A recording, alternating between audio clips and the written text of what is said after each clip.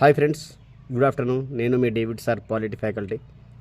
Competitive ఎగ్జామ్స్కి prepare అవుతున్నటువంటి వ్యక్తులందరికీ కొన్ని విషయాలు తెలియజేద్దాం అనుకుంటున్నా. భారత రాజ్యాంగాన్ని సవరించుకునే విధానాన్ని గురించి 368వ ఆర్టికల్ తెలియజేస్తూ ఉంది. అయితే సవరణ విధానాన్ని ఎందుకు మన భారత రాజ్యాంగంలో పొందుపరిచారు అనంటే, కాలానుగుణంగా మారేటటువంటి పరిస్థితులు ఏ విధంగా ఉన్నాయో ఆ పరిస్థితులకు అనుకూలంగా రాజ్యాంగాన్ని మార్చుకోవాలి అన్న ఉద్దేశంతో మాత్రమే.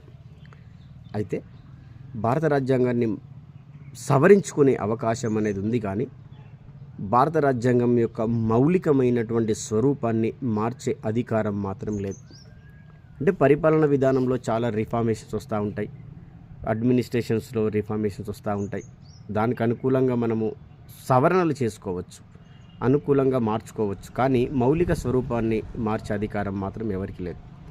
మన కాంపిటేటివ్ ఎగ్జామ్స్లో ఏ విధంగా వచ్చే అవకాశం ఉందంటే, సవరణలు ఎన్ని జరిగాయి, సవరణలు ఎవరు చేస్తారు అనే అంశం పైన మనకి ప్రశ్నలు వస్తూ ఉంటాయి. సవరణలు 3 రకాల పద్ధతులు జరుగుతూ ఉంటాయి. అవి ఏంటి అన్న విషయం మనకి డేవిడ్ సార్ పాలిటీ క్లాసెస్ అనే యాప్లో ఉండడం అనేది జరిగింది. ఒకసారి క్లాసెస్ని వినండి.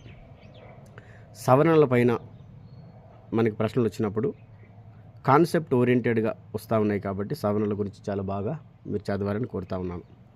పాలిటిక్స్ సంబంధించినటువంటి ఇతర ఇన్ఫర్మేషన్స్ కోసం డేవిడ్ సార్ పాలిటీ క్లాసెస్ అనే యాప్ని డౌన్లోడ్ చేసుకోండి. క్లాసెస్ కేవలం తక్కువ ప్రైస్కి 5 రూపాయలకు మాత్రమే మీకు అందించడం అనేది జరుగుతూ ఉంది. ఈ క్లాసెస్ రానున్నటువంటి విఆర్ఓ నోటిఫికేషన్స్ కానీ, ఎస్ఐ, కానిస్టేబుల్, గ్రూప్ 1, గ్రూప్ 2 అన్ని పరీక్షలకి ఉపయోగపడే విధంగా క్లాసెస్ ఉన్నాయి. నోట్స్ రాసుకుంటూ చదివినట్లయితే మీకు పాలిటీలో ఉన్నటువంటి సందేహాలు మొత్తం కూడా క్లియర్ అయ్యే అవకాశం ఉందని నేను మాత్రం దృఢంగా నమ్ముతా ఉన్నాను. బాగా చదవండి, నోట్స్ రాసుకుంటూ చదవండి. ఈ 2025 సంవత్సరంలో ఉద్యోగాన్ని సంపాదించండి. All the best my dear students. చదివేటప్పుడు చాలామంది విమర్శిస్తూ ఉంటారు, జాగ్రత్త, వారిని పట్టించుకోకండి.